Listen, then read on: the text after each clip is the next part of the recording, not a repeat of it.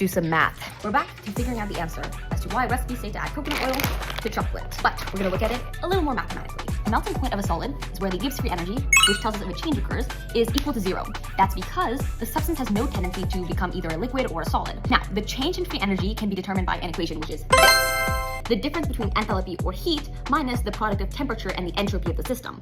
Now, there's one thing to keep in mind. The difference in entropy, or how much disorder a chocolate has, between pure chocolate and an impure chocolate with coconut oil is not a lot. Because as a solid, atoms don't really move around that much. But these two substances become liquids. The impure chocolate has a greater difference in entropy because now the molecules can move around and arrange themselves in a lot of different ways. Let's go to the whiteboard. If our Gibbs free energy is 0, we can rewrite the equation to look something like this. We solve for T.